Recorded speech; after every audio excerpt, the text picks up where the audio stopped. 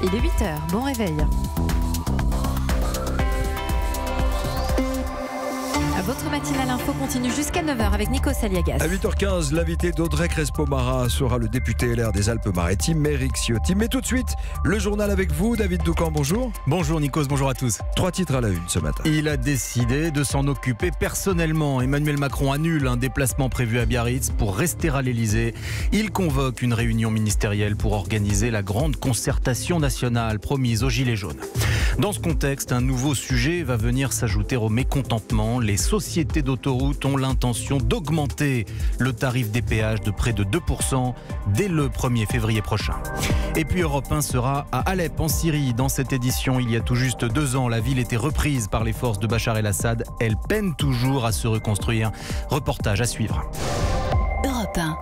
Emmanuel Macron était censé lancer la présidence française du G7 à Biarritz. C'est annulé. Le président a décidé de rester à Paris et de convoquer Édouard Philippe et plusieurs ministres. Réunion à 18h à l'Elysée afin de clarifier les contours de la grande concertation nationale promise aux Gilets jaunes. Aurélie Herbemont. Le G7 attendra, l'heure est aux gilets jaunes. Une priorisation normale de mon agenda, assume Emmanuel Macron.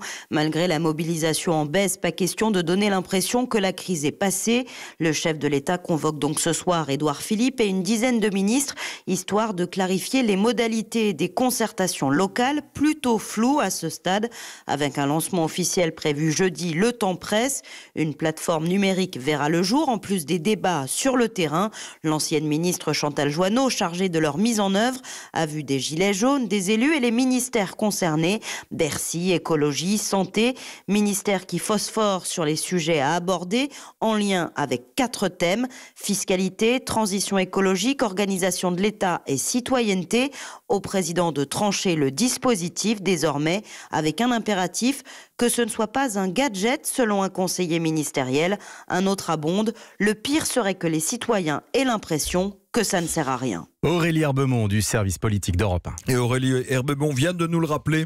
La citoyenneté sera au menu de cette grande concertation avec une revendication qui s'est apposée ces derniers jours, le référendum d'initiative citoyenne. Oui, et d'ailleurs, Édouard Philippe s'est dit favorable à ce que les modalités de cet outil de démocratie participative soient au cœur des débats qui vont commencer jeudi. Le référendum citoyen, cela existe ailleurs, notamment en Suisse, où vous vous êtes rendu pour Europe 1, Jean-Luc Bougeon. Alors, Jean-Luc, chez nos voisins, ces votations sont très fréquentes, c'est bien cela ?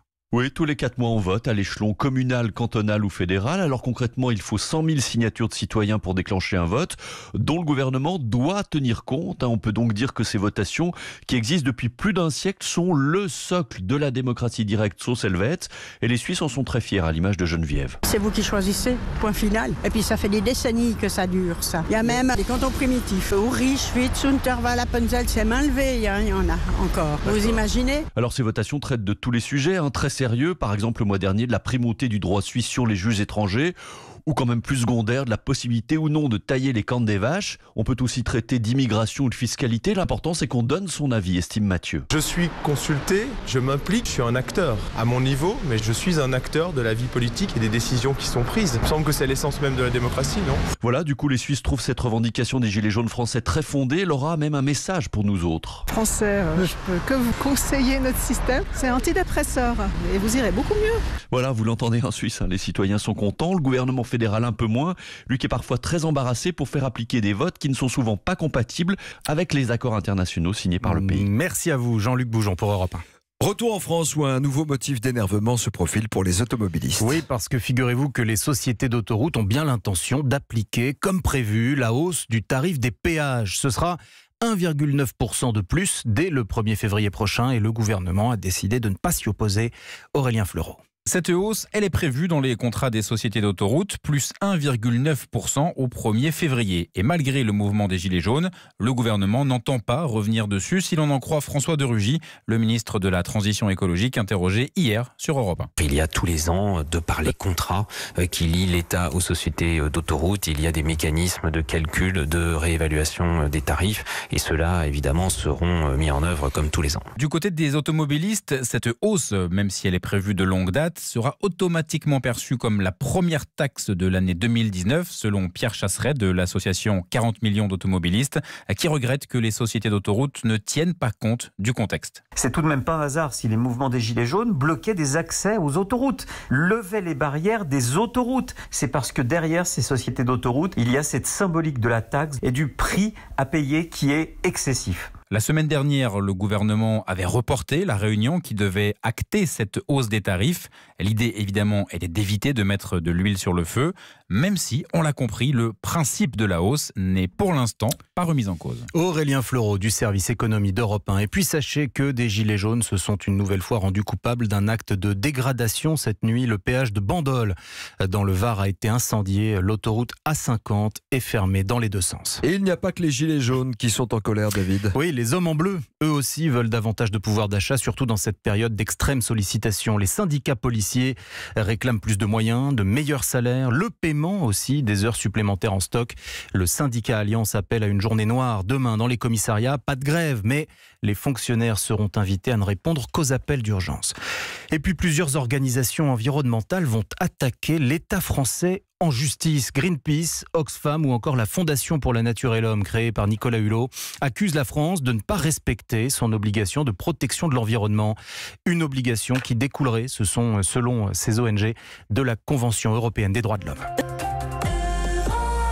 La suite du journal avec vous, David Doucan. Il y a 2 ans, les forces du régime de Bachar el-Assad reprenaient la ville d'Alep en Syrie des mains de l'État islamique. Oui, cela avait été l'un des plus gros coups portés à Daesh, mais depuis, la ville peine à se reconstruire. C'est comme si la vie ne voulait pas reprendre. Reportage sur place, Jean-Sébastien Soldaini. Alep a beau renouer avec les embouteillages et les vitrines colorées, tout change à l'approche des anciens quartiers rebelles. Les ruines semblent figées dans la poussière et Azzedine est l'un des rares ouvriers à retaper un appartement. Il a commencé il y a seulement 20 jours. Ça avance au rythme des copropriétaires, en fonction de leurs moyens. Ici, par exemple, nous sommes au 3e étage. Le propriétaire a beaucoup d'argent, mais il a dû attendre que ses voisins du 1er et du 2e étage aient fini de reconstruire avant de pouvoir commencer à son tour.